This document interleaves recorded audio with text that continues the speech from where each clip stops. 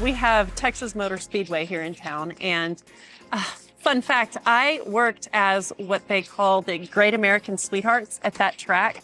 They're like girls that are eye candy, that walk on stage with all the drivers and do the driver intros and shake their hands, and then in the victory circle, whenever the race is over, the girls stand there with the drivers, and I was one of those for 2 years. I signed a 2-year contract to do that. And while it's not really my jam to do the eye candy thing, it was a really fun job because I was around racing.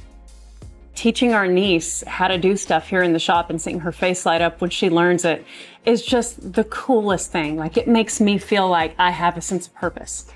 And yeah, it'll get me going. It's a very, very special thing because having that connection and seeing that passed on and being able to do jobs with the next generation is so special. So that's probably where it's at for me.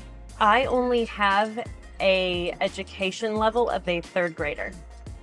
My parents took me out of public school when I was in the 3rd grade, and I homeschooled the rest of the way out. So it was really interesting because my parents, well, mostly my mom was sort of a hippie, right? She worked in the school library because she was so brokenhearted when it was time to send my sister and I to public school, when all of her friends and all of my, friends' parents were super excited to send them off, like, send these kids to school, let me have some air. My mom did not feel that way. She was like, I just miss them so much. So she got a job at the at the school library. And she only made it 3 years in. Like, my 3rd grade year, she was like, I really think that the system's not for us. I want to learn from the world, and I want you girls to do that. So she pulled my sister and I out of public school, and the rest of the way out, we've been together since we were kids. We met when I was 14 and he was 17, and we went to youth group together at the local church. Mm-hmm.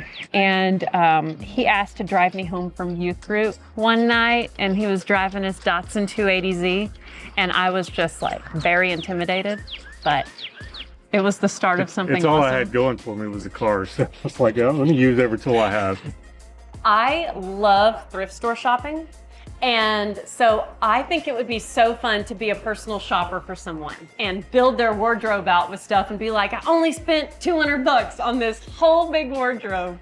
I just think that would be really cool. So maybe someday, if we decide that we're not going to do content on cars anymore, I'll do content on being a personal shopper in the thrift stores. I think that'd be cool.